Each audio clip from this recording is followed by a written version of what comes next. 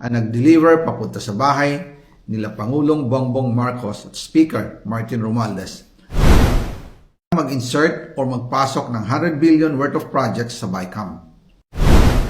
Sana po ay hindi nila ako mapatay bago ko mailabas ang lahat. Ginawa ko lang ang utos sa akin, pero ngayon, handa na akong harapin ang lahat. Ginagamit ng administrasyon ang buong resources ng bansa para tumahimik ako. That he will shoot me if I will talk.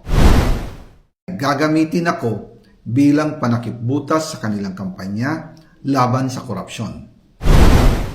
Hindi na ako mananahimik, ilalabas ko ang lahat ng katotohanan. May resibo, may ebidensya, at may pangalan. Kaya ngayon ay hinahamon ko si Ombudsman Remulla kung seryoso talaga siya sa mga sinasabi niya sa kanyang press release na idadamay niya pati si Martin Romualdez kung magbibigay ako ng ebidensya. Patunayan niya ngayon ang pronouncement niya. Imbestigahan niya ang Fraternity Brad at ang kanyang kaibigan na si Speaker Martin Romualdez kung talagang tutupad siya sa tungkulin niya. Imbestigahan din niya si President Bongbong Marcos. Sabi nga ni BBM nung SONA, let's do it right at mahiya naman kayo, hindi po ba? Nananawagan din po ako sa Senado na imbestigahan ang 100 billion insertion ni Presidente. Alam ko po na hindi gagawin ni Ombudsman Remulla ang hamon ko. Pero magaling ang Senado sa investigasyon at ako ay naniniwala na dahil sa kanila, lalabas ang katotohanan. Yung pong listahan ng mga projects, ilalabas ko din kasama ng video na ito.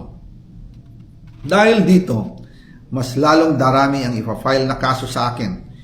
Ginagamit ng administrasyon ang buong resources ng bansa para tumahimik ako, para masira ang aking kredibilidad. Darami din ang banta sa buhay ko at ng aking pamilya. March 2025 pa lang, si Speaker ay nagpaparinig na sa akin sa aming meeting that he will shoot me if I will talk. At pagkatapos niyang sabihin sa akin in a phone call na, don't come home, we will take care of you, tumawag ulit si Speaker Martin at sinabihan niya ako na pag umuwi ako will be dangerous. Kasi they might hire someone to do a rub out on me or hire the police to kill me while in jail. Una pa lang ito sa magusto kong ibunyag. Marami pa akong dadalhin sa liwanag.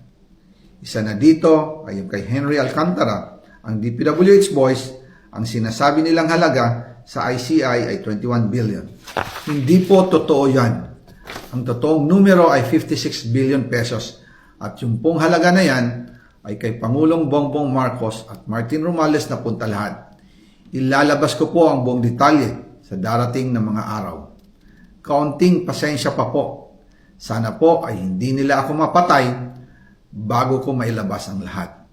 Sa inyong lahat sa Pilipinas, lalong-lalo na sa aking pamilya, taos-puso akong humihingi ng paumanhin. Ginawa ko lang ang utos sa akin, pero ngayon, handa na akong harapin ang lahat.